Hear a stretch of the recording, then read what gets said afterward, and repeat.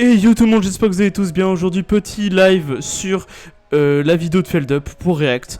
J'espère que vous allez tous bien en tout cas. Et j'espère que vous allez aimer ce live. N'hésitez pas à vous poser, prendre des popcorn. Ça va être un super live. En tout cas, on se retrouve sur la vidéo. À tout de suite.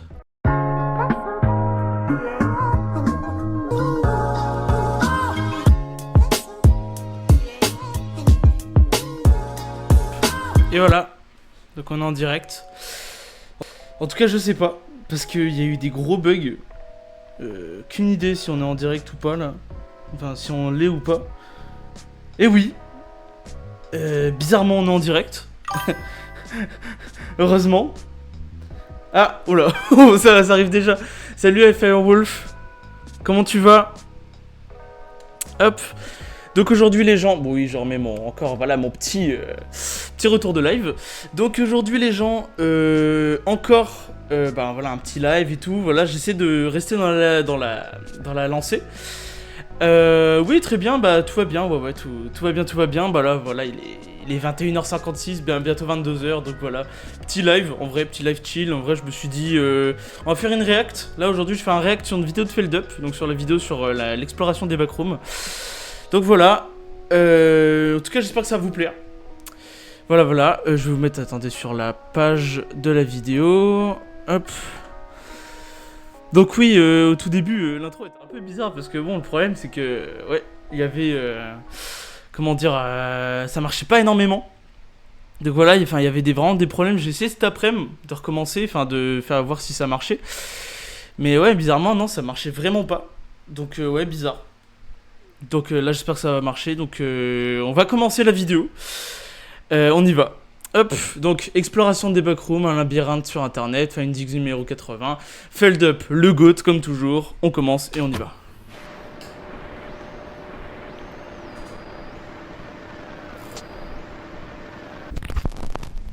Fin 2019 et début 2020, il est tout à fait possible que vous... Alors attendez, est-ce que le son est bon? Juste pour les deux viewers, surtout Firewolf. Parce que je crois qu'il est tout seul. Est-ce que tu peux juste me dire si le son est bien? Si le son est bien sur le live?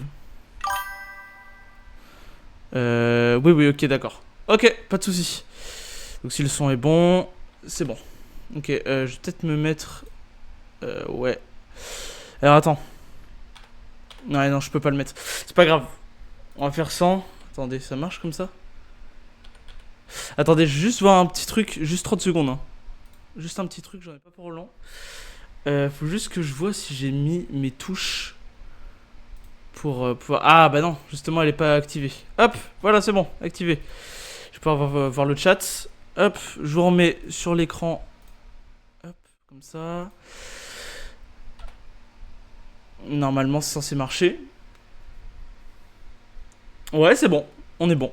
Voilà, on va pouvoir relancer. Exposé sur les réseaux sociaux à un court texte en anglais qui pouvait se traduire grossièrement comme ceci. Si vous êtes imprudent et que vous finissez par noclip en dehors de la réalité au mauvais endroit, vous finirez dans les backrooms, là où il n'y a que la puanteur des vieux tapis humides, le monochrome jaune sur tous les murs, le bourdonnement incessant des lampes électriques au plafond, piégés dans approximativement 1,553 milliard de kilomètres carrés de pièces vides, aléatoirement segmentées. Que Dieu vous protège si vous entendez quelque chose errant près de vous, parce qu'il est certain que ça vous a entendu aussi.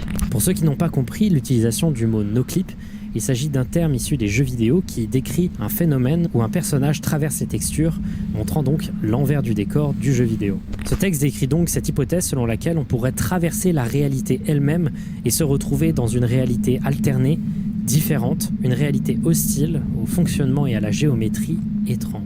Il est probable, si vous suivez... Ah, j'ai une petite question, est-ce que vous pouvez me dire si c'est trop fort? Enfin, si le son est trop fort. Parce que là, pour moi, genre, dans mes oreilles, c'est vraiment fort, donc dites-le moi. Pour voir si c'est pas trop abusé sur le son. Hop.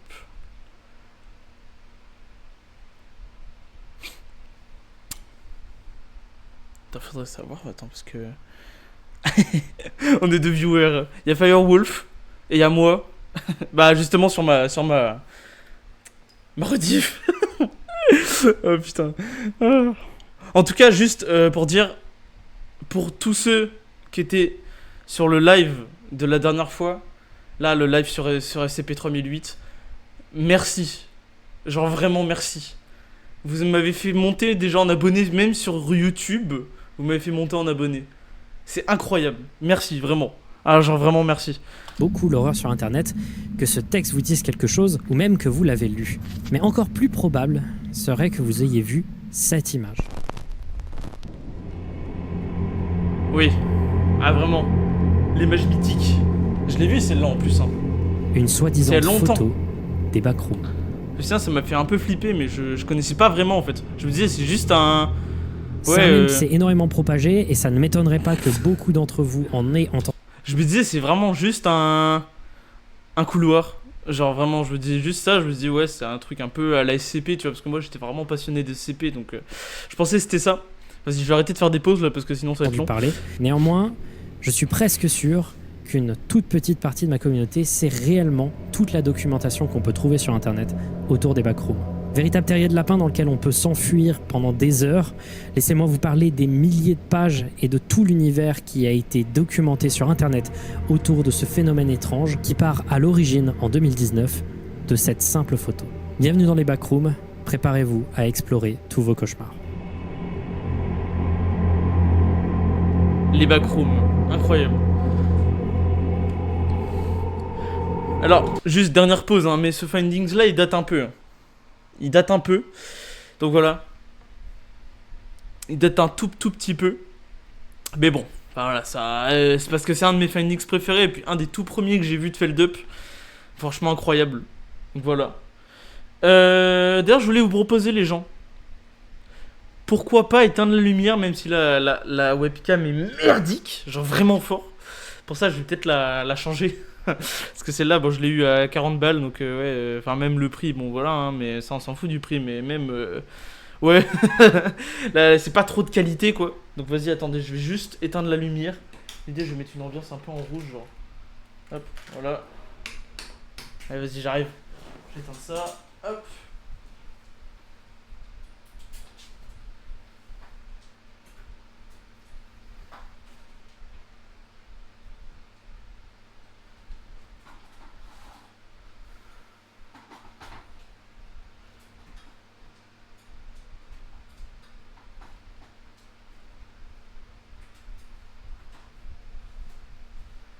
C'est bon, je suis revenu.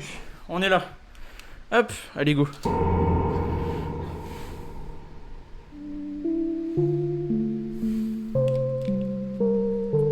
Oh le flush. Oh, je viens de faire sur le sur l'ardif.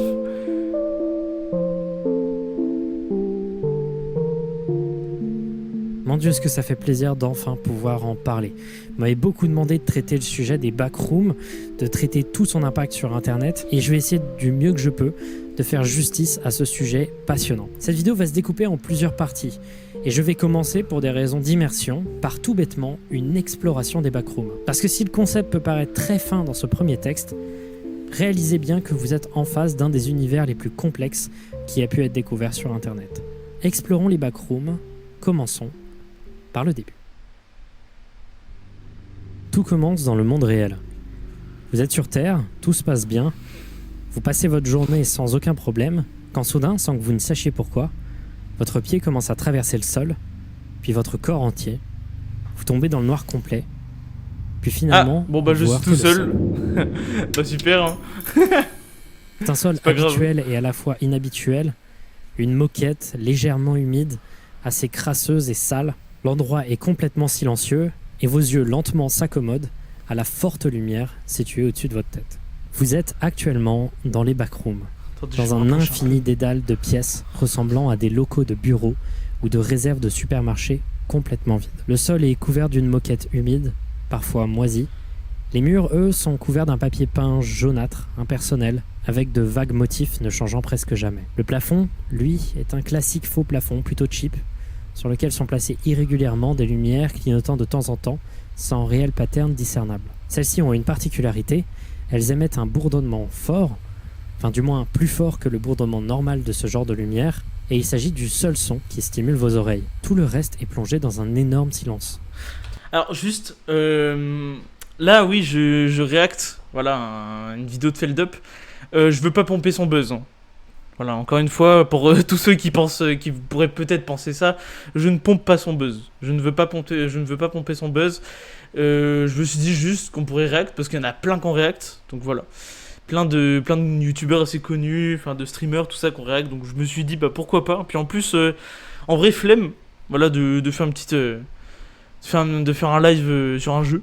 En vrai, je me suis dit, pourquoi pas. Ouais. Je me suis dit pourquoi pas faire ça. Et puis d'ailleurs, comme ça, Sulio est rentré de vacances. On va pouvoir recommencer les lives. J'ai peut-être une petite idée sur, en tout cas, Garry's Mod. Donc voilà. On va pouvoir faire ça. Et puis, bah voilà. On va pouvoir faire ce genre de petit live, ça va être cool. Et comme ça, pour les anciens de la chaîne YouTube, en tout cas, parce que sur Twitch, j'ai pas fait ce genre de jeu. Pour les anciens de la chaîne YouTube, Lumination 2 est sorti. Donc voilà. Ça se trouve, ils vont pas connaître, il faut juste aller voir sur la chaîne YouTube. Donc voilà. Mais oui, Lumination 2 est sorti. Et enfin, non, pas encore vraiment, mais il est en accès. Je sais plus trop. Il est pas en early access, mais il est en. En tout cas, il arrive durant le 4e trimestre 2025. Donc il arrive bientôt, quoi. Et on va pouvoir le faire en tout cas, on va pouvoir le faire en vidéo avec Sulio. Hop, je continue. Vous êtes complètement seul. De nombreuses autres personnes sont déjà tombées dans les backrooms. D'autres voyageurs. Vous avez un point commun avec tous ces voyageurs. Vous êtes tous tombés au même endroit. L'étage 0. Vous êtes à l'intérieur de cette infinie dédale de pièces de bureau. Il est très facile de mourir ici. Déjà car parfois, certains voyageurs ne sont juste pas expérimentés et meurent de déshydratation et de faim. Ou simplement car ils tombent dans la folie. Le problème des backrooms, et ça on va le comprendre très vite, c'est que ça a un impact très important sur la santé mentale. La géométrie et l'espace dans les backrooms est constamment distordu et inhabituel. L'espace est non linéaire et confus. Il est possible en allant dans la même direction constamment de retomber à nouveau sur une pièce qu'on a déjà franchie. L'environnement est redondant, il y a un enfermement constant, et si on ajoute à ça le bourdonnement des lumières qui lui aussi est redondant, il y a largement de quoi devenir complètement fou. Vous commencerez donc à avoir des hallucinations qui arrivent en conséquence directe de cet isolement. Vous entendrez des chuchotements, des voix, des insectes croulant sur les murs ou sous votre peau, une amplification assourdissante du bourdon de la lumière. La solitude vous écrase, elle presse contre vos oreilles et votre... PV, moi et Sulio dans Escape the Backroom. Il n'y a pas du tout. Je ne dis bien pas du tout. C'est rien, ça n'a rien à voir avec notre réaction sur Escape the Backroom. Je pense, moi, si j'étais là, je pense que ce serait pareil. En tout cas, pour moi, cette vidéo-là, c'est ma vidéo préférée de Feldup, hein, enfin, genre vraiment. Mais, en tout cas, oui, je pense qu'on serait comme ça si on était dans la vraie vie. Mais POV, moi et Sulio sur Escape the Backroom, tous ceux qui ont regardé le let's play connaissent. Hein. Ah merde, non! Attendez, je vous remets comme ça, il y a War Thunder. Je suis pas censé faire une collab. Attendez, je vous remets. Hop. Et voilà, c'est bon.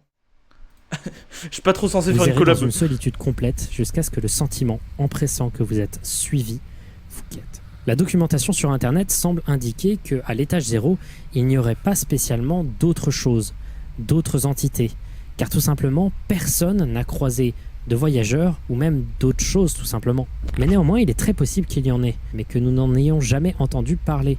En effet, les explorateurs des backrooms semblent indiquer que de nombreuses personnes y sont mortes, mais qu'aucun cadavre n'a jamais été retrouvé.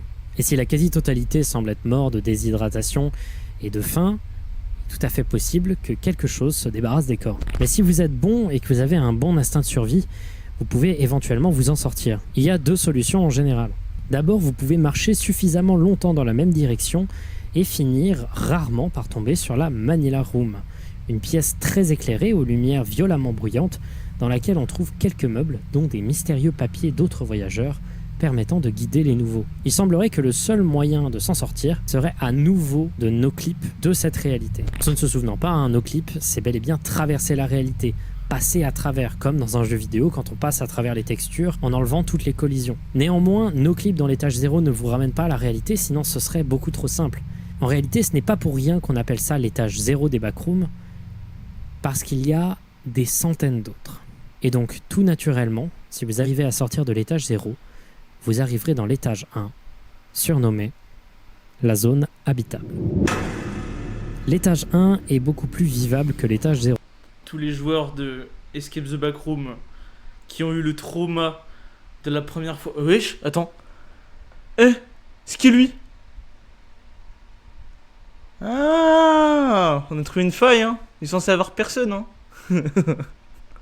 Je suis lourd, mais c'est horrible. Oh là là, mais oui, comment tous les joueurs d'Escape the Backroom qui ont le trauma, le fameux trauma du voleur de peau sur ce level. Horrible. Bon, cet étage semble ne pas être infini, mais reste d'une superficie dantesque. Elle ressemble à un gigantesque entrepôt souterrain à l'organisation beaucoup plus complexe, possédant des ascenseurs, des escaliers, des portes, l'architecture est décrépite et de nombreux objets intrigants peuvent y être trouvés. C'est là qu'on découvre que la plupart des étages des backrooms possèdent des fonctionnements très peu intuitifs et parfois complètement aléatoires comparés à ce que l'on vit dans la réalité tout à fait normale, qui obéit aux lois de la physique. Le monde peut être distordu et des entités étranges semblent pouvoir y prendre forme. Par exemple, dans l'étage 1, quelques événements très étranges arrivent régulièrement. D'abord, des caisses de vivres aléatoirement apparaissent avec à l'intérieur de la nourriture, des armes, des vêtements, de l'équipement médical, mais surtout de l'eau d'amande. Habituez-vous constamment à entendre parler de cette eau d'amande qui paraît si étrange. C'est une spécificité des backrooms. L'almond water ou eau d'amande est une sorte d'eau avec un léger goût vanillé mélangé à de l'amande qui s'avère être la quasi-totalité du temps la seule source d'hydratation dans les backrooms. À côté de ces caisses de vivres, on peut trouver des objets plus bizarres, genre des pièces de voiture, des boîtes de crayons, des seringues usagées, du papier partiellement brûlé, des souris et d'étranges peintures à l'image changeante quand on ne les regarde pas, dont l'origine est inconnue. Il est déconseillé de rester à côté. Mais un des gros problèmes de l'étage 1, c'est que vous n'êtes pas seul. Vous tomberez parfois sur des entités hostiles, indéterminées, apparaissant dans des laps de temps où l'électricité coupe. Les smilers. Vous les verrez partir de loin, parfois même sans être au courant de s'il s'agit d'un autre survivant ou s'il s'agit en effet d'une entité inconnue. Mais faites attention, parfois celles-ci peuvent paraître particulièrement hostiles et ne pas vous fuir et ne pas rebrousser chemin quand elles vous croisent. Il est conseillé également de toujours garder une main sur les objets que l'on souhaite garder, car quand l'électricité coupe et qu'elle réapparaît, il est tout à fait probable que ceci ait disparu. Il est possible que vous tombiez aussi sur d'autres survivants dans cet étage. Néanmoins, si vous voulez absolument progresser dans les backrooms, continuez simplement à marcher dans l'étage 1. Marchez jusqu'à ce que vous trouviez des couloirs. Marchez, marchez et marchez. Et vous finirez sans vous en rendre compte dans le premier étage véritablement dangereux des backrooms. L'étage 2 est une série de tunnels de maintenance s'étirant sur des millions de kilomètres, dont la trajectoire change rarement. L'environnement est insalubre et relativement plus bruyant qu'avant, dû à la présence abondante de tuyaux, de chaudières et de ventilation suivant les couloirs. Je suis tout seul sur mon live là. Que ces tuyaux contiennent une substance noire et... Bon, en même temps, je peux comprendre. Hein. Attends, il est quelle heure là? Attends, il est 22h13. Je peux comprendre qu'il n'y ait pas grand monde qui soit trop chaud pour aller voir le live, tu vois. Je peux comprendre. Il y a eu 3 chats, et c'était que la même personne. Ouais. Bon, en vrai, j'espère que... Ouais, bon, tranquille, hein, mais... De toute façon, tout le monde pourra la voir sur la rediff. Hein. On va voir. De toute façon, elle sera sur YouTube aussi, donc voilà. Visqueuse, similaire à du goudron qui aurait été complètement homogénéisé. Il est extrêmement déconseillé de s'approcher de cette substance, encore plus de l'inhaler ou de l'ingérer.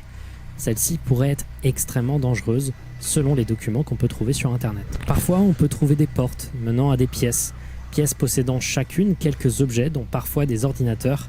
Néanmoins, ces tunnels peuvent être extrêmement dangereux.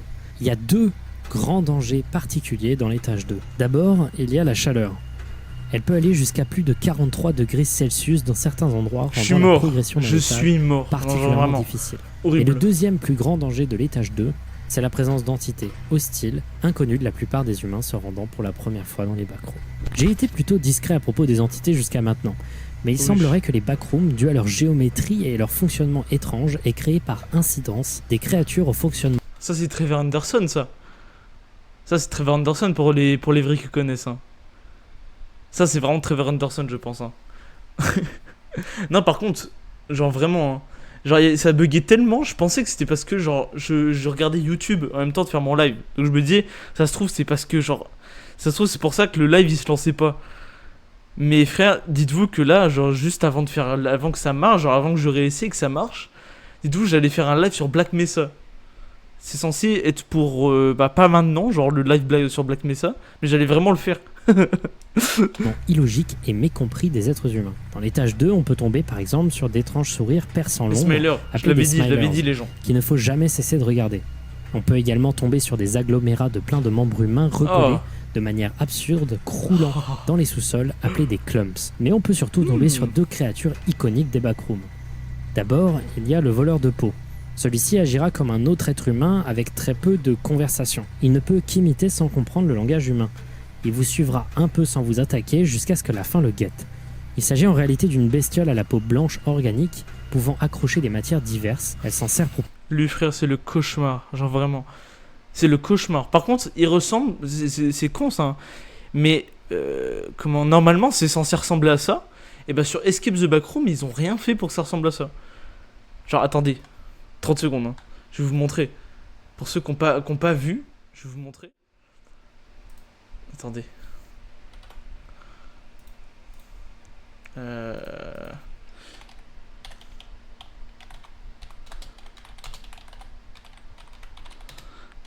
Skin Stealer.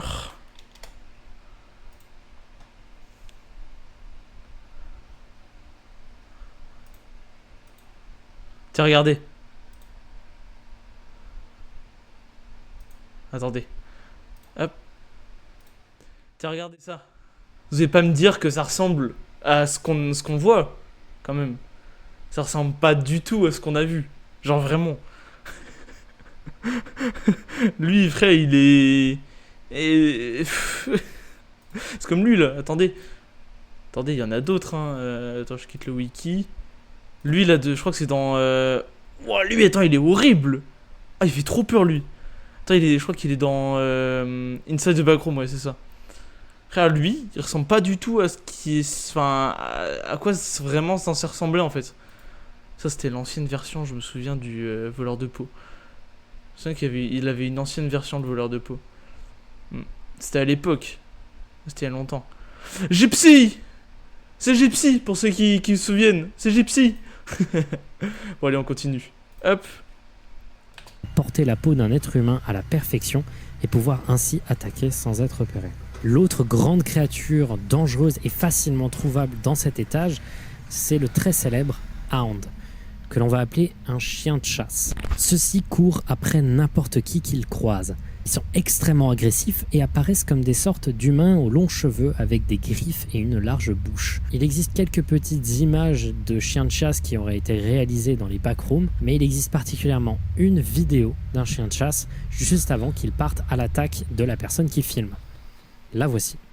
Profiter d'une expérience... Putain, mais wesh, mais c'est pas possible. Mais il y a un problème. J'en ai marre. J'en ai marre des pubs. Possibilité Attendez, on va passer à travers l'outil de création de personnages de Black Desert. Voilà, merci. Je suis pas censé faire une collab. Hein.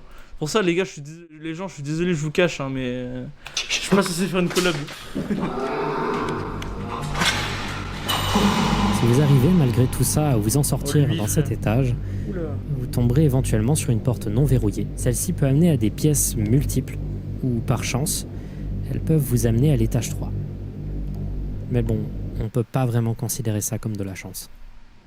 Étage 3, Merde. le poste électrique. Oui, les gens, Si j'ai vous pris un arrivez petit dans sabre. l'étage 3, vous remarquerez d'abord en premier temps qu'il fait un peu moins chaud que l'étage 2. La chaleur est quand même présente, Trop bien. mais ça reste un peu plus vivable. Mais bien qu'il est moins chaud et plus abondant en Quel ressources, il questif. reste beaucoup plus dangereux car il est véritablement infesté d'entités de toutes sortes, au point qu'il est impossible de ne pas en croiser durant son chemin, même quand il est court. Il ne faut vraiment pas s'y aventurer sans être prêt. L'étage se présente comme une série de pièces et de couloirs aléatoirement disposés, ressemblant à un mix entre une usine, un hôpital abandonné et une prison au métal rouillé et rongé par le temps. L'endroit est délabré et bruyant, dû à la machinerie riche et usée qui la couvre de toutes parts.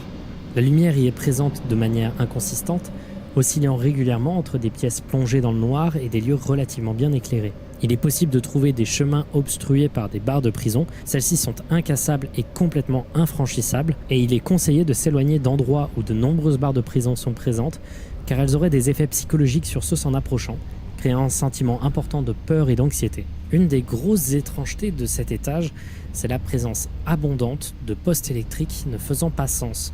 Des générateurs par-ci par-là qui semblent ne servir absolument aucune utilité. Les pièces dans lesquelles on trouve ces équipements électriques sont très sombres, souvent illuminées exclusivement par le générateur. Ne restez vraiment pas trop proche de celles-ci. En effet, elles sont connues comme étant très instables et peuvent régulièrement se casser et dans certains cas assez rares, exploser. L'explosion spontanée étant extrêmement dangereuse pour les personnes étant présentes à côté. Et même... Mais attends, si Escape the Backroom était réaliste, genre de fou, comme dans l'histoire là. Mais on aurait été morts.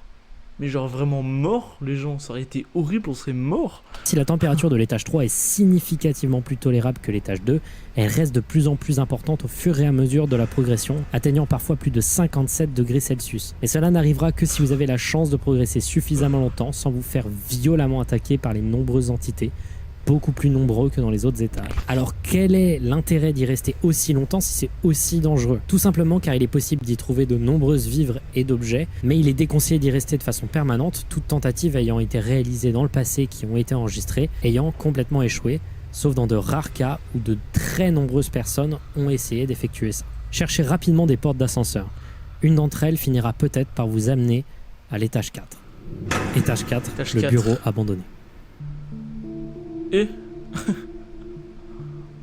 je fais vraiment l'étonné alors que j'ai joué au jeu, genre j'ai vraiment joué à Escape the Backroom. L'étage 4, Enfin, c'est y a le plein de premier jeux, moment voilà, où mais- on peut un peu respirer. Les backrooms, Si c'est pas censé être l'intégralité un des jeu. étages jusqu'à maintenant était Normalement, une progression une dans histoire. l'horreur et dans la dangerosité, celui-ci est le premier étage de toutes les backrooms à être presque Safe. parfaitement safe. C'est un endroit où beaucoup de survivants restent longtemps.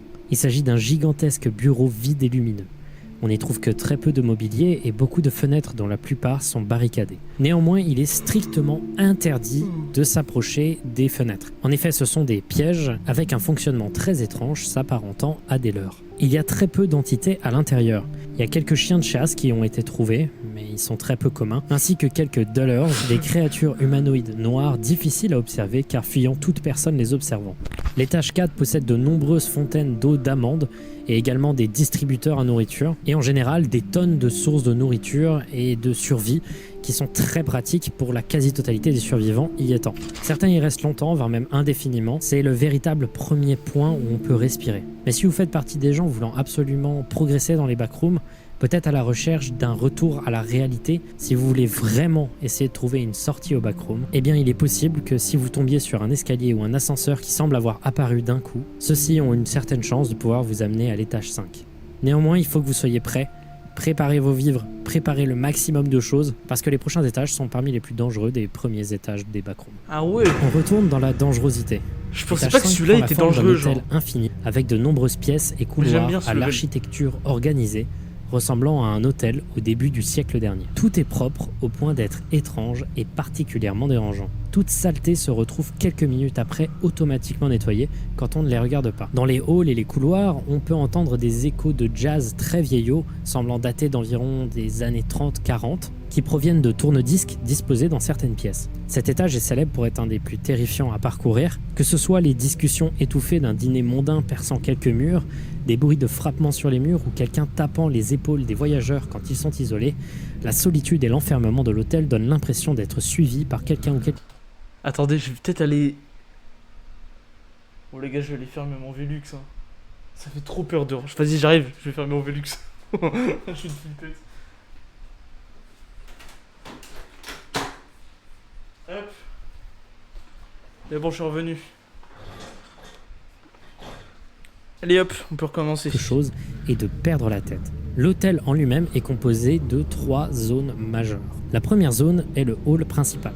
Ce nom est plutôt fallacieux car la structure non linéaire de l'étage 5 fait que l'on tombe régulièrement dessus, peu importe la direction que l'on prend. Celui-ci est une salle rouge décorée de façon vintage, son atmosphère est menaçante et certains ont l'impression que des visages sur le papier peint les observent.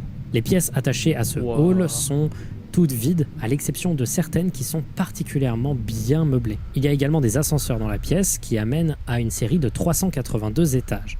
Les 12 premiers amènent à d'autres endroits dans l'étage 5, dans l'hôtel de la Terreur. Néanmoins, il est strictement interdit d'aller au-dessus de l'étage 12. Tout voyageur étant allé à un étage supérieur au 13e étage n'est jamais revenu. On ne sait pas s'ils sont morts ou juste s'ils ont disparu.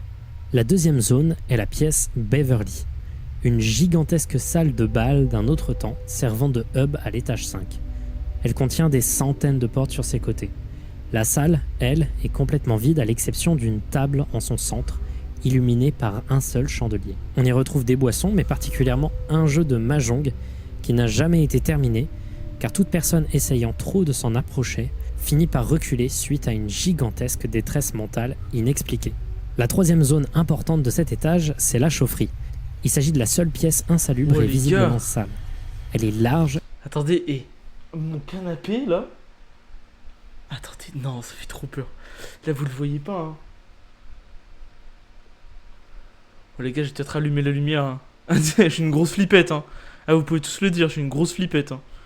Mais ouais, vas-y, hein. Sinon, je reste là, hein, je reste dans l'ambiance horreur, hein. De toute façon, je suis tout seul. Oh, putain, vas-y, je vais rallumer les gens.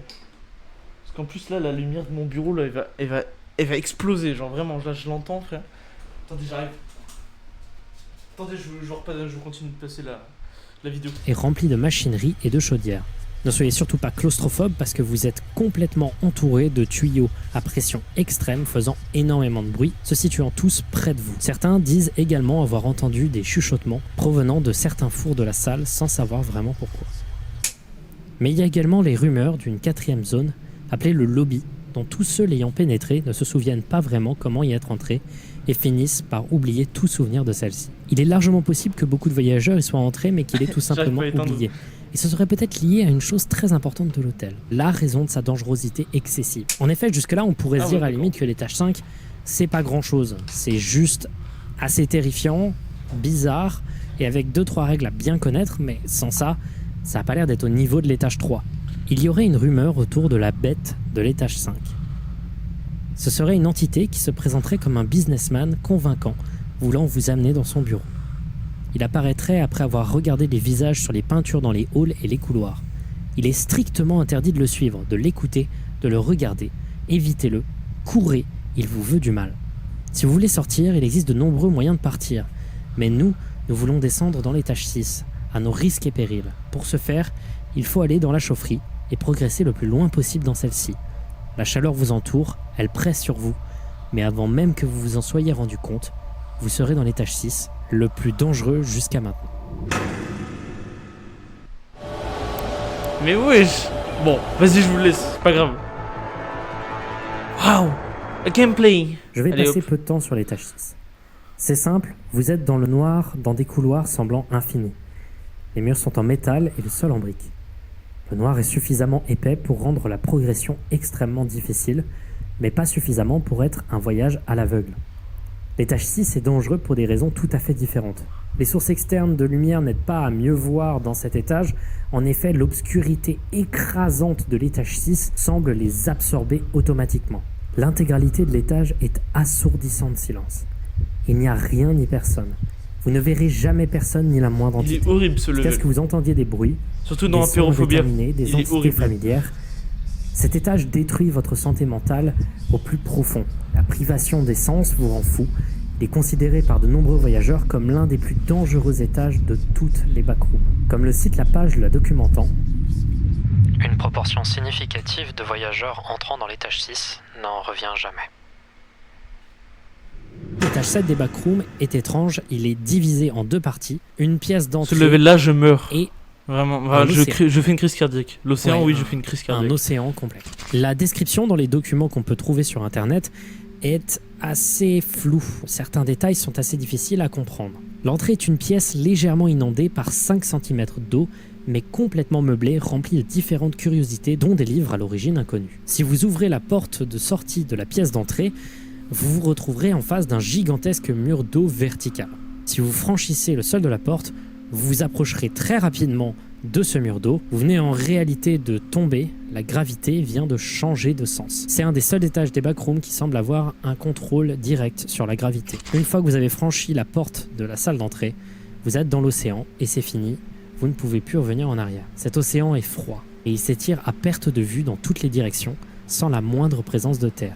Il semblerait néanmoins qu'il y ait quelques îles minuscules au nord de la porte de la salle d'entrée, mais aucune vie n'y aurait été trouvée.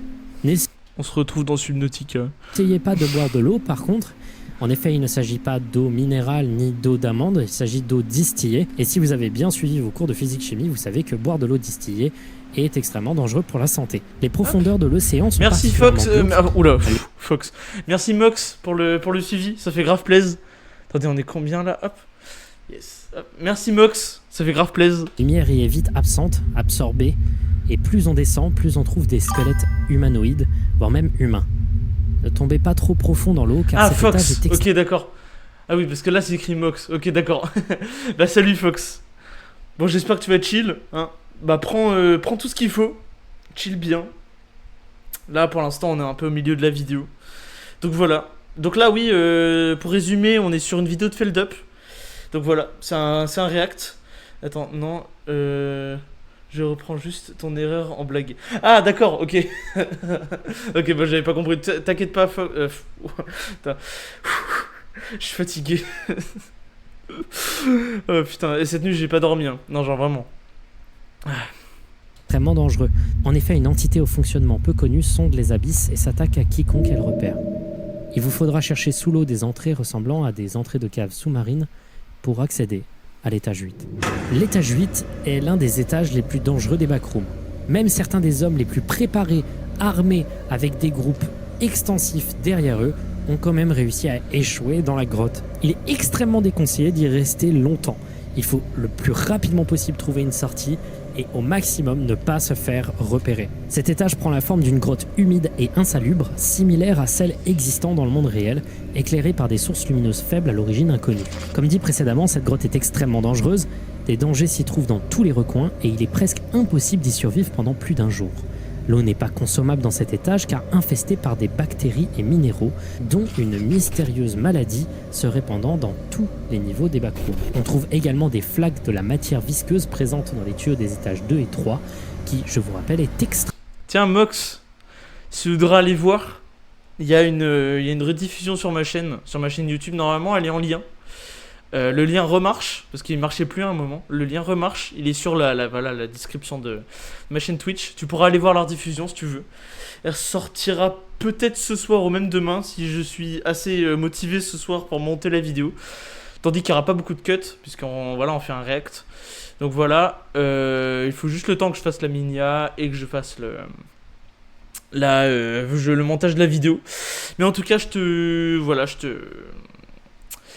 propose d'aller voir quand elle sortira. Donc voilà, je te propose d'aller voir la chaîne. Hop, donc voilà, oublie pas, elle est dans la description, tout ça. Oh, je suis un gros forceur, c'est n'importe quoi. Allez, on continue.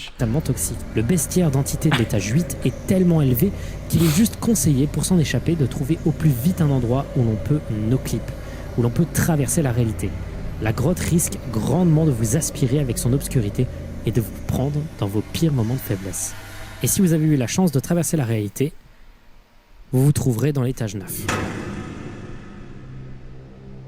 L'étage 9, lui aussi, est très dangereux, bien que difficilement au même niveau que le précédent. Il s'agit du dernier étage de la suite linéaire des 10 premiers étages, de 0 à 9, et celui-ci se présente comme une banlieue américaine classique plongée dans la nuit infinie. Les rues de cet étage sont extrêmement infestées d'entités jusqu'à la moelle et il est presque impossible de s'y balader sans que l'on se fasse attaquer. Les maisons du voisinage sont accessibles, certaines sont complètement vides, d'autres sont meublées et peuvent contenir des outils utiles à la survie. Néanmoins, il est conseillé pareil de trouver rapidement une sortie, sauf que là on se retrouve dans un des éléments qui va être le plus important pour bien comprendre les backrooms. Ici je vous ai décrit le chemin classique de quelqu'un se rendant dans les backrooms qui fait le voyage pour la première fois et qui s'en sort plutôt bien. Mais en réalité, les backrooms ne sont pas linéaires. On ne va pas de l'étage 0 à l'étage 1, à l'étage 2, à l'étage 3, à l'étage 4 constamment. Ah, bon bah je suis en tout seul. réalité, il existe énormément d'embranchements Et c'est un bordel de connexions, un véritable arbre Putain, qui va je dans me suis tous les explosé sens la jambe. et là. dont les branches s'entremêlent. À partir de l'étage 9, cette linéarité est cassée.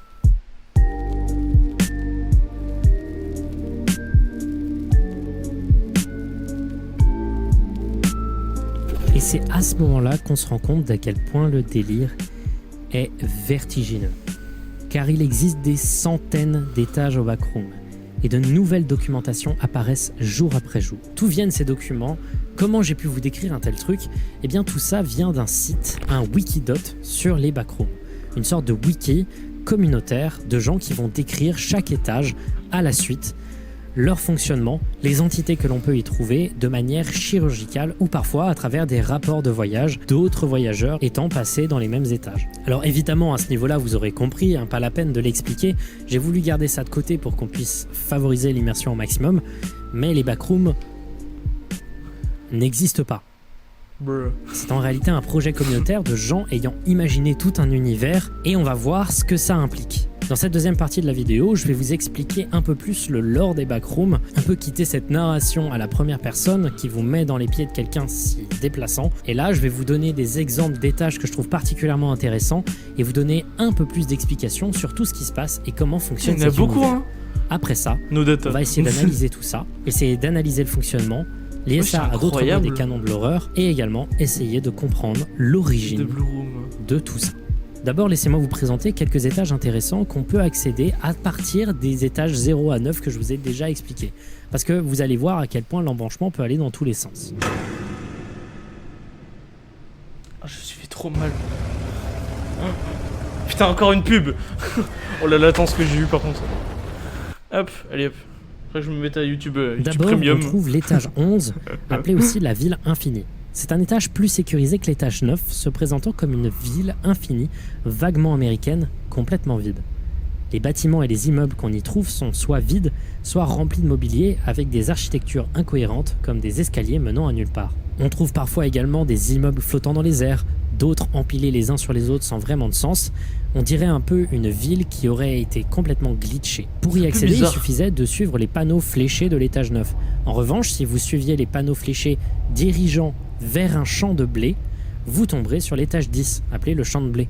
Et pour vous donner un petit vertige et vous expliquer l'ampleur du truc, voici, seulement pour l'étage 11, donc la ville infinie, le nombre de sorties vers d'autres étages des backrooms. C'est gigantesque, c'est véritablement gigantesque. C'est Et énorme. donc du coup vous comprendrez pourquoi je ne peux pas être exhaustif vis-à-vis de cet univers. Sans transition, voici quelques étages que je trouve intéressants, permettant un peu de comprendre le lore derrière cet univers.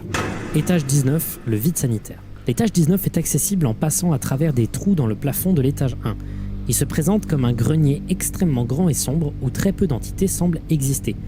Il est conseillé de ne pas peser trop lourd lorsque l'on y va, étant donné qu'il est très facile de casser le sol en dessous de soi, et il n'est pas vraiment précisé ce qu'il y a en...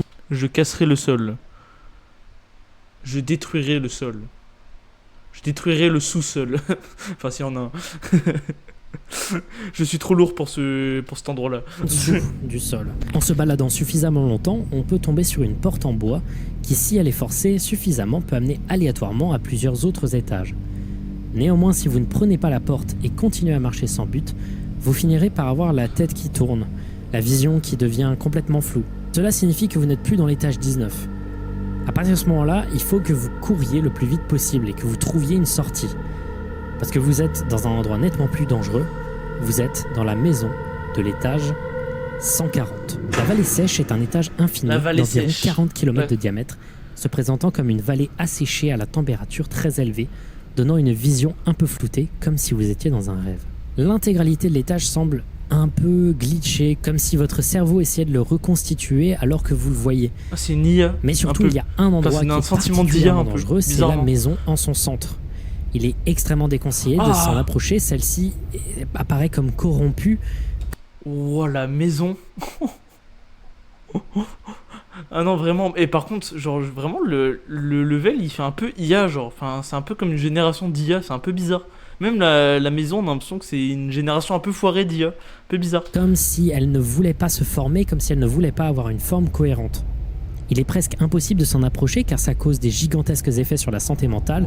Vous commencez à entendre des chuchotements, vous avez des hallucinations et vous vous sentez en général très très mal. avec de gigantesques maux de tête. Donc imaginez sortir de l'étage 19, vous êtes dans le grenier de cette maison, vous êtes en son sein, essayez de trouver une sortie est presque impossible. Ça peut être donc très dangereux de s'y retrouver. J'aime beaucoup l'esthétique étrange et glitchée de cet étage, qui a été atteint, je le pense, en combinant différentes photos à l'aide d'une IA. On le remarque en faisant défiler les photos les unes après les autres à la suite, où le mouvement et le flot des images semblent se répéter. Étage 12. L'étage 12 est très étrange. En effet, on ne sait pas vraiment comment certains sont rentrés dedans. Il a été décrit comme une simple pièce blanche éclairée avec en son centre une table et une chaise. Rien de bien particulier. Mais ce qui est particulièrement bizarre avec cet étage, c'est qu'il semble pouvoir se censurer lui-même. Aucun enregistrement, image ou vidéo de cet étage ne semble subsister sans être complètement corrompu. En effet, l'étage semble transformer tout enregistrement en du bruit blanc ou une image blanche. Quand elles sont publiées sur internet ou transmises à un autre appareil, ça se convertit en signal SMPTE standard mais monochrome, cette sorte de mire de test de couleur. Sortir de l'étage 12 est difficile, il existe un rapport d'expédition d'un certain Harris qui décrit des étapes précises pour s'en sortir. Ce protocole amènera dans plusieurs étages, notamment un étrange étage nommé -1. Et donc ainsi, laissez-moi vous parler de l'étrange concept des étages énigmatiques. Les étages énigmatiques sont des étages étranges qui ne sont pas numérotés et placés dans l'ordre habituel des backrooms. Leur placement est inexpliqué et souvent leur fonctionnement est profondément inhabituel. L'étage -1 est considéré comme étant en dessous de l'étage 0. Il s'agit d'un couloir infini avec de régulières portes à chacun de ses côtés. Au cours de votre progression dans le couloir, vous entendrez peut-être un silencieux écho d'un air de piano. Au fur et à mesure que vous avancez dans l'étage -1, c'est un mélange entre l'étage 2... En vrai, moi, c'est ce que je me dis. C'est un peu comme un mélange entre l'étage 2 et l'étage 5. C'est un peu comme un hôtel, genre version moderne, tu vois. Mais avec un grand couloir, tu vois. Moi, ça me fait un peu penser à ça, en tout cas. Le son deviendra de plus en plus fort sans jamais que vous ne l'atteigniez vraiment. N'allez pas trop loin dans le couloir, votre vision se brouillera et votre audition sera parasitée par le son de vieilles pubs des années 30. Si vous persistez dans le couloir, les hallucinations vont commencer à s'intensifier. Vous entendrez des gens parler par-dessus les bruits et vous verrez des hommes dans des costards autour de vous, dont le visage est profondément indiscernable. Aucun voyageur ayant subi ces hallucinations et l'étage -1 en général n'est allé plus loin après ça. Tout le monde s'arrêtant là et revenant en arrière, tellement les effets sur la santé mentale et la psychologie sont énormes. Tous ceux étant revenus ont parlé d'une certaine entité du nom de Nutrisha. Pas plus de précision autour de cette entité, ni même de certitude autour de son existence. Accéder à l'étage -1 est assez difficile, il faut briser un mur de l'étage 0 ou comme je vous ai dit, faire le protocole dans l'étage 12, ce qui n'est pas chose facile. Il est néanmoins assez facile d'en sortir. Les portes tout au long du couloir mènent à d'autres étages, dont les étages 0 et 1, ainsi que le -2 dont on ne parlera pas ici, mais qui est un étage extrêmement dangereux. Étage 2.1, les cavernes de béton. Les étages 2.1 sont un des meilleurs exemples de ce qu'on appelle les sous-étages, qui sont soit des portions internes à un étage ou des étages directement liés à leur étage parent. En l'occurrence, l'étage 2.1 est lié à l'étage 2. Si vous vous souvenez, je vous avais dit que l'étage 2, donc les tuyaux infinis, était très chaud en termes de température et qu'à certains endroits, les températures devenaient insoutenables, dépassant largement les 40 degrés. Il est possible de no-clip dans ces zones de chaleur extrême. Et à chaque fois que vous ferez ça, vous vous retrouverez dans l'étage 2.1. L'étage 2.1 est un labyrinthe aux murs de briques en béton éclairé par des torches et des ampoules de façon aléatoire. Néanmoins, c'est ces lumières qui font de cet étage un danger extrême. En effet, cet étage est infesté d'une entité appelée Ikari. Ce sont des sources de lumière clignotant légèrement, tuant n'importe qui passant à côté. Il faut casser ces sources de lumière, soit en jetant des objets dessus, ou alors quand il s'agit de lumière provenant de torches, jeter de l'eau d'amande dessus pour les éteindre. Et il est possible également de trouver des trous dans les murs qui mènent à une série de grottes entremêlées, complètement safe, mais sombres et difficiles à parcourir. Le problème de cet étage, c'est qu'au fur et à mesure qu'on se débarrasse des Ikari en cassant les sources de lumière, l'étage devient de plus en plus sombre et de plus en plus difficile à naviguer, et un voyageur inexpérimenté pourrait largement s'y perdre et ne jamais en revenir. Albion Online. Mais c'est pas possible, j'ai jamais eu autant de RPG bac à sable dans lequel vous écrivez votre propre histoire. Bac à sable. L'étage 283 est Les un Lounge. gigantesque parc d'intérieur pour enfants. Celui-ci s'étire de haut en bas, de droite à gauche, derrière et devant. Il est Ah, il y a gigantesque quelqu'un et là. possède différents types d'environnements, oscillant entre des tubes s'entremêlant, des toboggans sombres à la vertigineuse Il y a longueur, encore mais quelqu'un. également on trouve de Et là gigantesques aussi. châteaux comiquement colorés, Oh, des putain, sols en non. bande élastique, des salons couverts de moquettes, ou alors Surtout qu'on ne peut pas faire de photos dans les backrooms, je pense. Enfin, on peut, mais il faudrait rendre un endroit très vide, en fait. Surtout que là, il y a genre vraiment du monde, ça se voit. Genre là, déjà, on a vu 2 personnes dans les structures, et plus ce gamin qui est dans le... ce gamin qui est dans une sorte de bulle. Je me souviens, genre... oh, les anecdotes. Quand on était tout petit, là, enfin, quand on était petit et qu'on littéralement, on tapait sur la bulle pour attirer l'attention de nos darons. Ah, vraiment. Oh, les souvenirs, putain. de gigantesques piscines de boules à la profondeur encore inconnue. L'architecture et l'environnement de l'étage 283, bien que très nostalgique, restent très confinés et propices à la claustrophobie. En plus de cela, de nombreuses entités l'infestent et se cachent à peu près tous ses recoins.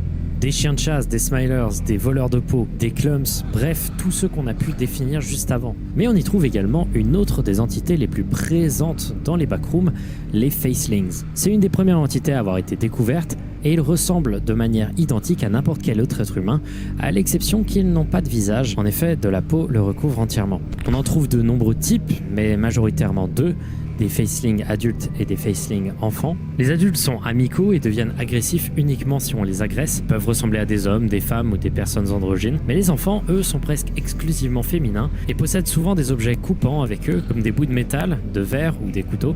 On trouve particulièrement les facelings adultes dans l'étage 283, dans les salons, aussi appelés les lounges. C'est le Krusty Krab. Facelings enfants, eux, sont dispersés Krusty dans Krab. tout le reste de l'étage. Là-bas, là. Ici, là. C'est le bureau de Carlo. Et ils peuvent être observés soit assis là sans rien faire, soit en train de donner de la nourriture ou des boissons.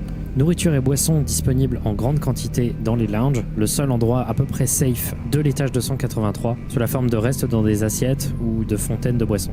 Le reste de l'étage 283 est plutôt dangereux, les tubes s'entremêlent et peuvent être un véritable dédale infini. On y trouve notamment des labyrinthes, et comme l'espace est restreint, la moindre entité qui vous attaque devient tout de suite inévitable. Un endroit en particulier à éviter, c'est les piscines de boules, qui sont atteignables à partir de toboggans. Elles semblent toutes infinies, du moins c'est ce que l'on peut observer, étant donné qu'elles sont couvertes d'un épais brouillard et qu'il est impossible de se déplacer à l'intérieur, étant donné qu'elles agissent comme des sables mouvants, entraînant tout voyageur à l'intérieur de ces profondeurs infinies, jusqu'à ce qu'il soit écrasé par la masse de toutes les boules en plastique se situant au-dessus d'eux.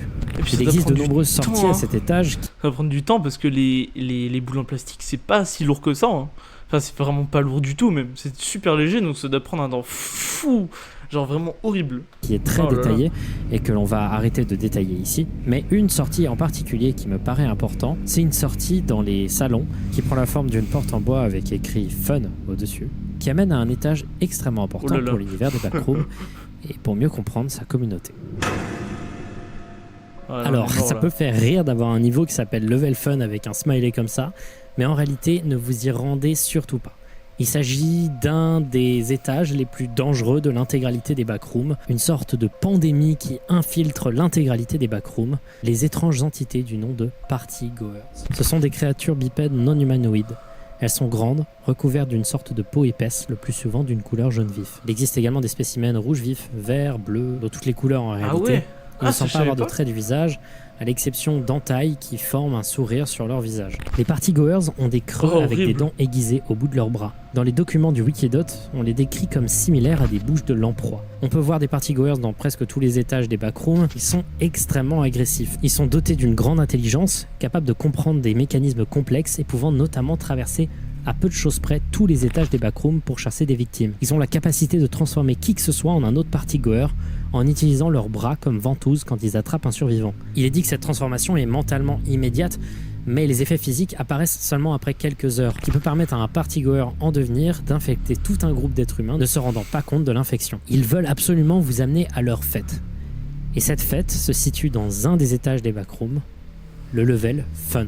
Leur fête consiste à transformer des cadavres de leurs victimes en gâteaux, Oh, cupcakes, etc. horrible. dans l'objectif de les consommer. En dehors de encore ces quelqu'un fêtes, sur la quand ils photo. n'arrivent pas à transformer un humain en particulier, ils le donnent en pâture aux party hosts, leur leader. Mais ce qui est particulièrement intéressant avec les partygoers, c'est qu'ils semblent avoir infiltré le site même, le Wikidot des backrooms, utilisé par la quasi-totalité des survivants dans le canon de l'histoire comme un moyen de se renseigner sur les backrooms. Ce qui fait que presque peu importe où vous irez sur le site des backrooms, sur le Wikidot, vous tomberez sur des messages signés avec ce signe, égal parenthèse, faisant un smiley. En réalité, ce sont très souvent des messages mis par les partygoers dans l'objectif de leurrer des voyageurs crédules. Oh là là. Ah ouais, d'accord. Il existe néanmoins une page d'entité décrivant les partygoers qui a été cachée par un des groupes et organismes des backrooms. Ah oui, parce qu'il y a des groupes de survivants, bien sûr. Il y a des survivants qui se rejoignent et qui essayent de trouver une sortie au backroom. Il y en a deux en particulier qui sont extrêmement importants, le MEG et le BNTG. Le MEG ouais. est la plus grande faction des backrooms. Son objectif depuis sa création était de trouver un échappatoire pour en sortir. Leur activité consiste à explorer les backrooms, faire des cartes des différentes zones et éliminer les entités hostiles aux humains. Le groupe est divisé en plusieurs petites équipes et l'objectif est de faire un maximum de rapports sur l'intégralité des étages et ils sont à l'origine du site Wikidot sur les backrooms. C'est le groupe d'explorateurs le plus important, c'est littéralement leur nom, Main Explorer Group, et ils constituent une sorte de lueur d'espoir pour tous les survivants présents dans les backrooms. Ils essayent à tout prix de trouver une sortie vers la réalité, aussi appelée les front rooms, mais en réalité, ils n'ont jamais vraiment réussi. Et encore aujourd'hui, ils essayent de persister dans ce dédale. À côté, on a le BNTG, ou le Backrooms Non-Aligned Trade Group, groupe commercial non aligné des backrooms. C'est un groupe organisme commercial. indépendant créé à Ah l'origine par le MEG, mais qui s'en est détaché par la suite. Il s'agit d'un regroupement d'assassins et de mercenaires possédant tous différentes ressources pour marchander avec quasi n'importe qui. Leur base principale s'appelle le Trader's Keep, ou Donjon des Marchands, à l'étage 1, où ils ont aménagé des sortes d'appartements pour que les survivants y restent et soient protégés par le groupe. Il est dit que le leader du BNTG se fait appeler le Keeper, gardien en français, mais il est encore inconnu si une telle personne existe réellement ou s'il s'agit simplement d'une rumeur. Les objets que le groupe collecte sont stockés dans le Trader's Vault, le coffre-fort des commerçants, une longue succession de garages organisés pour contenir une grande variété d'objets différents sur un très grand couloir. A priori, rien de ce qui n'y rentre ne finit par en ressortir. Vous avez vu au fond là? Wouah, c'est horrible, ça fait trop peur. On n'a que très peu d'informations sur ce gigantesque coffre-fort étant donné que le BNTG garde secret tout ce qui le concerne. Même au sein du groupe, il est conseillé de rester silencieux sur le sujet. Il est difficile de savoir exactement quelle position ont le BNTG, s'ils sont positifs ou s'ils sont négatifs pour les backrooms, mais un truc est sûr, ils sont extrêmement présents. Si t'as envie de troquer, ils sont là. Et on arrive très rapidement à la fin de ma description du lore avant de commencer un peu plus à parler de tout ce qu'il y a autour. Et j'aimerais vous parler d'un dernier étage, un étage très connu et que je trouve personnellement terrifiant. The End. Oh là là, ce level. Oh, il était dur dans tous les jeux, il est super dur. Oh là là. La fin.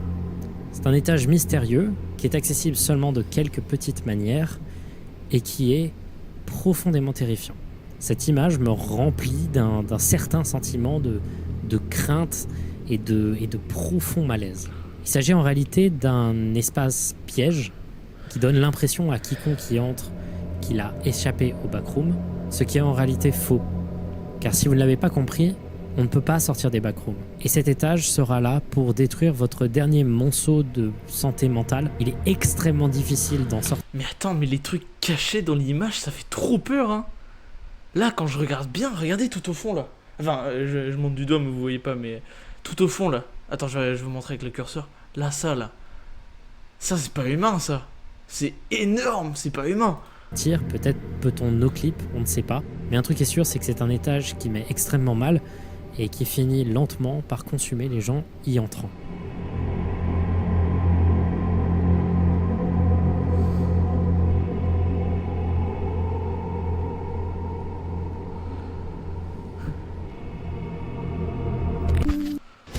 Oh non, mais... Oh là là, oh là là. War Thunder. Hop, et voilà.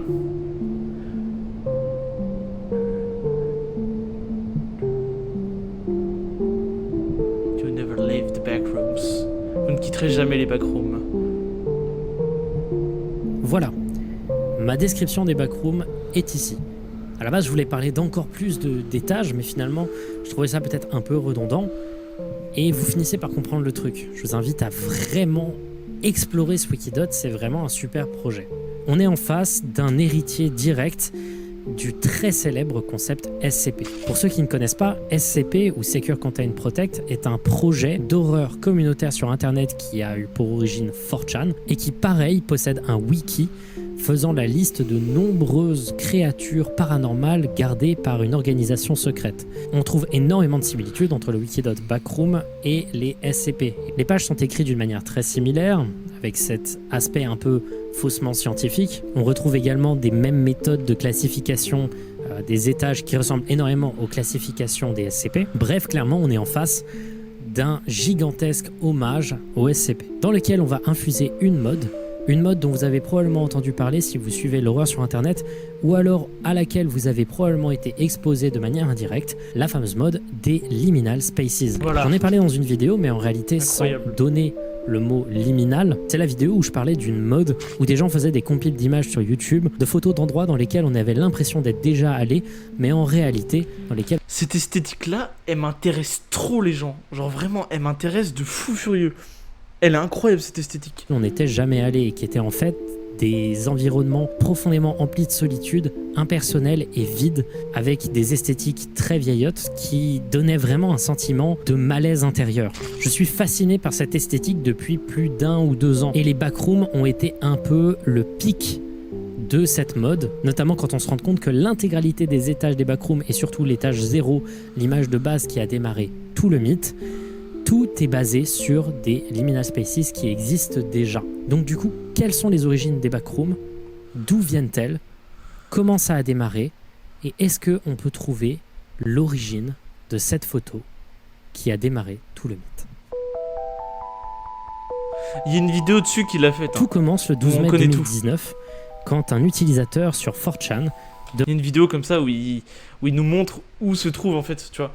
Enfin, vous voyez où se trouve enfin, où on a fait cette fameuse photo. J'ai cru voir un truc à côté de moi, j'ai eu trop peur. Putain, mais je crois que ça me donne des hallucinations. Hein. je vais mourir. Et force à moi. Hein. Salut Elliot, comment ça va? Bienvenue sur le live. Donc là, je suis désolé Elliot, mais on est presque à la fin. Donc comme tu vois, là on est sur un react de Feldup. Donc voilà, ça fait grave plaisir que tu nous aies rejoint. Donc voilà, je te laisse finir. Enfin voilà, on va finir tout, on va finir ensemble et tout. Donc voilà, on peut y retourner. On y va. demande aux autres amateurs du board de participer. Je suis désolé Elliot, hein. T'es arrivé un peu tard, mais bon c'est pas grave. De toute façon, tu pourras aller voir la rediffusion, soit voilà sur Twitch, soit sur YouTube. Normalement, la rediffusion arrivera soit ce soir si je suis en forme, enfin si je suis déter, soit demain. Donc voilà. Il n'y en a pas pour très longtemps. En postant des images inquiétantes et qui dégagent une atmosphère bizarre. Off. Il démarre le thread avec l'image aujourd'hui très connue des backrooms. C'est une des réponses à ce thread qui donnera l'histoire qui a démarré tout le mythe. Le fameux texte que je vous ai lu au début de la vidéo. Le texte et l'image seront collés et 2 jours plus tard, ils seront publiés sur le subreddit r/greentext dédié aux petites histoires courtes provenant de 4chan écrites en greentext, un format très cher au site. Ce post intitulé Worse Than Any Creepypasta Out There comptabilisera 32 000 points et fera un mini buzz à l'échelle de Reddit. Les gens ont eu réellement une réaction viscérale au backroom et à la base, même si c'était l'origine seulement de gigantesques mèmes dont vous avez probablement entendu parler, et juste de blagues, Oui, vraiment. les gens aimaient vraiment le concept et au fur et à mesure, de nombreuses choses se sont créées. Notamment 4 jours après seulement le post Reddit, un utilisateur du nom de YourD&DGuy s'inspire de l'image et de l'histoire et poste lui-même une creepypasta sur Reddit, faisant peu de bruit à l'époque mais qui montre déjà qu'il y a un engouement sérieux au-delà des mèmes. Des gens commencent à faire des visualisations, des vidéos les montrant, des créations 3D, des animations. Puis le 22 juin 2019, Markiplier, un youtubeur gaming que j'adore, fait une vidéo sur un jeu vidéo qui a été inspiré sur les backrooms. Ce jeu s'appelle Backrooms Game et ainsi il va contribuer encore plus à la propagation du mythe. Puis ensuite tout ça va se rediriger sur... Moi j'ai un peu connu les backrooms grâce à ça. Grâce au jeu, en vrai. J'ai un peu connu ça. Vraiment grâce au jeu. Sur TikTok, l'image des backrooms va énormément être associée au phénomène des liminal spaces. Des gens vont commencer à créer des ARG, je suis bloqué dans les backrooms, j'ai besoin d'aide, et ainsi de suite. Énormément de choses vont en découler tellement de choses que je ne pourrais pas vraiment traiter dans cette vidéo. Et c'est seulement le 28 mars 2020 que le Wikidot sur le sujet a été créé par quelques personnes qui étaient déjà présents sur un autre wiki, un wiki de type Wikifandom, qui lui commençait à partir un peu en couille pour créer un univers étendu des backrooms qui s'est créé peu à peu à travers de créations les plus populaires de la communauté. Tout est un projet communautaire qui semble être apparu de nulle part. C'est un truc de fou à quel point la créativité sur internet était bourgeonnante à ce moment-là. Et finalement, les niveaux des backrooms sont arrivés assez tard et ont ramené un nouvel engouement dans les backrooms, tellement ça a rajouté un sentiment presque MMO et presque jeu de rôle au truc, avec des règles particulières qui semblent bizarres. Enfin, les gens ont commencé à vraiment choper l'engouement, même si moi j'ai tendance à trouver que ça part un peu trop en couille et que l'organisation devient un peu trop bordélique. J'aime pas trop la présence de groupes et d'autres survivants. J'aime bien le côté solitude qu'amènent les liminal spaces. Je pense qu'à ce niveau-là, il y a des trucs à faire. Et d'autres personnes comme moi aimaient bien cette période où tout était plus simple. Mais en même temps, j'adore le côté profondément trou de lapin dans lequel on peut s'immiscer et découvrir des centaines et des centaines de pages, toutes plus créatives les unes que les autres. Et au fur et à mesure que tout ça a commencé à se découpiller, les gens ont commencé à faire des recherches sur une chose. Merci pour le suivi. L'origine de cette photo. J'avais pas vu cette photo. Où a été prise J'étais bon concentré. Et ben c'est là qu'il y a un... Et je vous jure, Elliot, et depuis quelques temps, vous vous abonnez tous, genre vraiment, et je vous remercie tous, genre vraiment. Elliot, là, c'est... Et vraiment, là, tu m'aides, genre vraiment, c'est incroyable. Non, parce que, franchement, genre, là, j'avais un petit truc, hein, mais... Genre, comment... avoir une chaîne Twitch, ça fait grave longtemps que j'ai envie d'en avoir une. Ça fait un petit bout, ça fait genre un mois que je l'ai, un mois ou deux que je l'ai. Et là, ça a jamais autant monté, donc franchement, merci beaucoup à vous tous. Et ouais, c'est incroyable, genre vraiment merci beaucoup. Un truc formidable. Oh merde, non putain, mais c'est pas possible. Ah. C'est qu'on ne sait pas du tout. Il a envoyé A.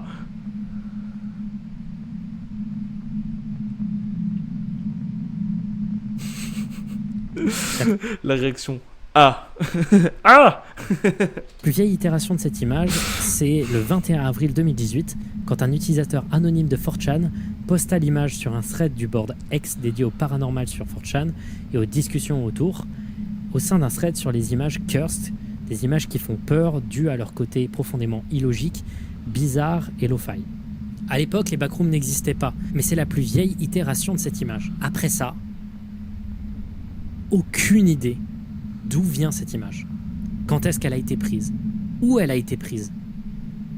Vraiment, ce serait ouf de pouvoir se rendre... Tiens, encore une fois, pour Elliot, là, qui vient d'arriver, il y a une vidéo, enfin voilà, si tu connais pas vraiment Feldup, il y a une vidéo qu'il avait faite il y a pas longtemps où il expliquait d'où vient d'où vient la photo en fait. Donc d'où vient tout ça, tu vois, donc d'où vient tout le lore et donc ouais, c'est sa dernière vidéo sur les backrooms malheureusement, mais c'est parce que là c'est une vidéo qui date un peu en fait. Donc voilà, c'est pour ça, parce que voilà, je voulais vous montrer un peu ma vidéo préférée, en tout cas de Feldup. Donc voilà, c'est juste ça que j'avais à dire. Dans les backrooms. Et plusieurs efforts ont été réalisés, notamment 4 vidéos de l'utilisateur Crowbar Boy, qui a permis de trouver de nombreuses images souvent associées à l'étage 0 des backrooms, mais l'image originale, celle qui a tout démarré, reste emplie de mystères. Des rumeurs disent qu'il s'agirait d'une annonce toute conne de Airbnb, d'autres diraient que c'est la personne qui l'a postée sur 4chan en 2018 qui l'a trouvée, d'autres disent qu'elle existait quelque part sur internet mais qu'elle a été supprimée. Mais la réalité, c'est qu'on ne sait pas. C'est quand même particulier que l'image qui a démarré toute une rumeur autour de réalité alternée semble être la seule image de ce projet dont l'existence est un mystère complet. Merci d'avoir regardé cette vidéo. J'espère que ça vous aura plu. Eh ben, franchement, c'était incroyable. Toujours. Franchement, toutes les vidéos. You never leave the backrooms. Vous ne quitterez jamais les backrooms. Franchement, toujours banger, ces vidéos. Incroyable. Hop. J'ai adoré, même si... J'y arrivé tard. Ouais, non, franchement, même la fin, elle est incroyable. Non, franchement, t'as grave raison. Non, c'est incroyable. Merci. Puis là encore, tu pourras aller. Je vais devoir au pire moment, mais franchement, tu pourras aller voir si tu veux la rediff. Elle sera soit là sur Twitch, soit sur YouTube. Donc voilà, encore une fois, si j'ai pas trop la flemme, je pourrais la mettre. Elle arrivera sur YouTube. Enfin, elle arrivera forcément sur YouTube, mais elle arrivera assez vite sur YouTube si j'ai pas trop la flemme de la faire ce soir. Donc voilà, tu pourras aller voir. Allez, on va finir ça et puis ça va être bon. Voilà, encore une fois d'avoir regardé cette vidéo. J'espère que cette vidéo, j'arriverai à la poster pour Halloween. On verra si j'ai réussi. Moi au montage, dis-le moi. Voilà. J'ai plus beaucoup de batterie dans ma caméra, donc j'espère que ça va pas couper automatiquement. Donc, bon, là, je pensais un peu de blabla, hein, donc voilà. Hop, je vais vous remettre sur l'image principale. Hop, et voilà. Donc voilà, j'espère que le live vous aura plu. Bah n'hésitez pas à vous abonner. Donc voilà, juste Elliot, voilà, là je parle juste pour la rediff, hein, donc voilà.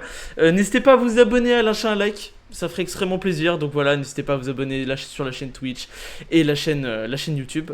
Donc voilà, c'était grave bien. Franchement, c'était incroyable. J'ai quelques viewers qui sont venus, qui ont vraiment géré. Non, franchement, c'était grave bien. Donc voilà, j'espère que ça vous aura plu. À la prochaine pour un autre live et ciao tout le monde.